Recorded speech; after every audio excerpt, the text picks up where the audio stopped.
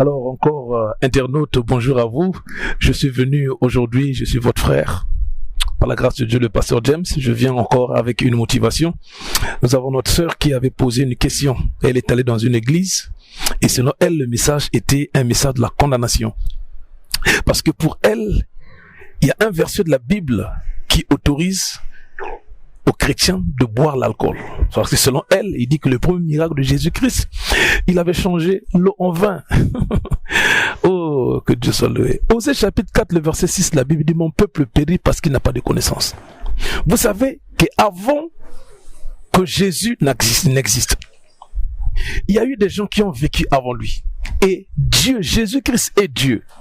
La parole de Dieu a été révélée aux prophètes. C'est Dieu. Donc Jésus-Christ, c'est le même Dieu qui avait parlé aux prophètes.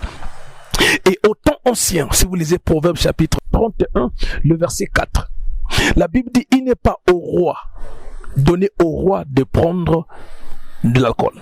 Le verset 6, il dit, donnez les liqueurs fortes à celui qui est insensé.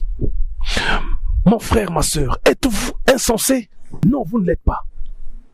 Alors, quelqu'un qui raisonne devait comprendre. Je t'ai dit au début que Jésus-Christ est Dieu, le même Dieu qui avait parlé dans les temps anciens, qui avait donné les commandements.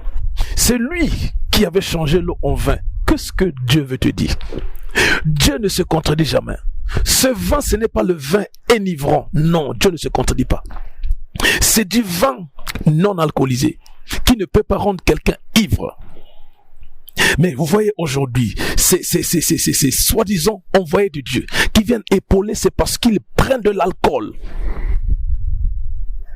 La Sainte Seine aujourd'hui, c'est avec du vin rouge qui enivre, alors qu'il y a un vin non alcoolisé. J'aimerais juste aider quelqu'un à comprendre. L'alcool n'est pas de Dieu. Habakkuk chapitre 2, le verset 15, il dit « Maudit soit celui qui fait boire son frère afin de voir sa nudité ». L'alcool est un excitant. Et Dieu nous demande de contrôler le sexe. Ne nous demande pas de pécher avec notre corps. Alors quelqu'un qui est sous la pression de l'alcool, il ne peut pas avoir le contrôle de ses sentiments. Et lorsque vous êtes excité, c'est le sexe qui est provoqué. Si vous n'avez pas encore eu les critères pour commettre l'acte sexuel, parce que c'est réservé seulement pour les mariés. Si vous n'êtes pas encore marié, que vous prenez l'alcool, lorsque le corps réagit, le sexe aura besoin de se satisfaire. Le sexe n'est pas mauvais, non. C'est un besoin inné en l'homme. L'onction ne peut pas contrôler le sexe, non. Mais c'est lorsque vous respectez les critères bibliques, vous pouvez utiliser le sexe. Voilà pourquoi l'alcool aujourd'hui a précipité beaucoup de vies. Combien de femmes sont tombées enceintes aujourd'hui rien que parce qu'ils n'ont pas su se contrôler parce sous l'alcool. Combien d'enfants sont nés aujourd'hui parce qu'ils sont venus dans le monde parce que les parents étaient sous l'alcool. Ressaisissez-vous. Aujourd'hui, par la grâce de Dieu, Dieu a donné à l'homme la sagesse. Nous avons la bière non alcoolisée, le whisky non alcoolisé, le vin non alcoolisé. Alors, personne ne peut justifier le fait de prendre de l'alcool. Que Dieu vous bénisse. J'espère que j'ai répondu à cette question. Si vous connaissez les gens autour de vous, s'il vous plaît, partagez cette vidéo.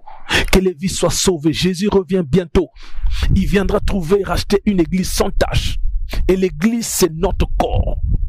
On ne doit pas fuir le temple du Saint-Esprit avec de l'alcool. Que Dieu vous bénisse encore. Merci de vouloir partager. Si vous likez, aimez cette vidéo et ne le gardez pas pour vous. Partagez à tout le monde autour de vous et demandez aux gens de s'abonner. C'est très facile. Vous cliquez sur la partie rouge abonner et sur la petite cloche et vous allez recevoir toutes les notifications.